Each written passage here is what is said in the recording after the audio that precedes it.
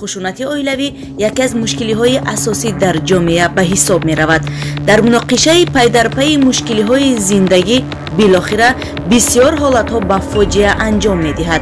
حادثه‌ای که 2 می سال جاری از جانب کارمندان شعبه وزارت کارهای داخلی ناحیه خراسان اشکار کرده شد، محض در پی چنین حادثه رخ داده است. میجگانه بگمتوی 28 ساله با نور محمد زاده مدینه 29 ساله ساکنان جماعت دهات غلاآباد ناحیه خراسان با مصلحت پیشکی به جنایت آدمکشی با بیرحمی مخصوصا کلام دست دادند که از طرف کارمندان شعبه میلیسیا دستگیر کرده شد. طوری در خبر وزارت کارهای داخلی مدینه بگمتوی 28 ساله بنابر سبب پیوسته مناقشه عائلوی با خوشتامنش گلبهار باباکالоновой 52 ساله تخمینا ماه فеврал به خودش مقصد میگذارد که او را از بین ببرد، یعنی که نیست نماید. برای آن را انجام دادن معین کرده است که خوشتامنش گلبهار با همسایه دخترش مدینه همیشه مناقشه نموده بین آنها خصومت جای داشته است. از این فرصت استفاده برده همسایه دخترش را به کشتار خوشتامنش همراه می سازد.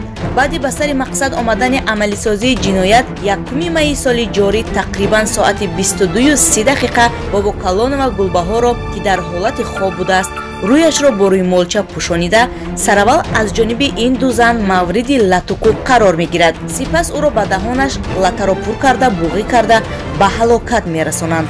ضمن پرسش گمانبران میجگانه و مدینه با گناهی کردهشان به پرگی اقرار شده سبب دست داشتن به چنین جنایتی وزنین را مناقشه های پی در پی بین همدیگری می دانند. امروزها این گونه رفتارهای کلین و خوشتامن جامعه را خیلی ویران کردند.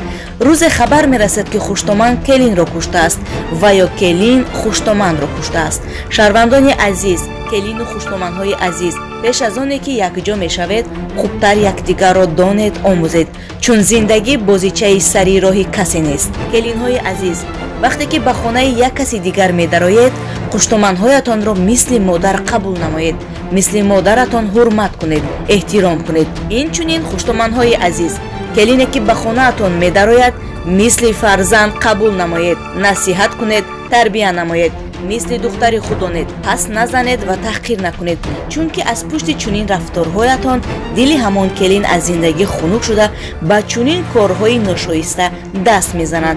پیش از این کارهای وحشیانه کردن اولا فکر کنید تا که یک عمر زندگیتان را در پشت پنجره سپری نکنید.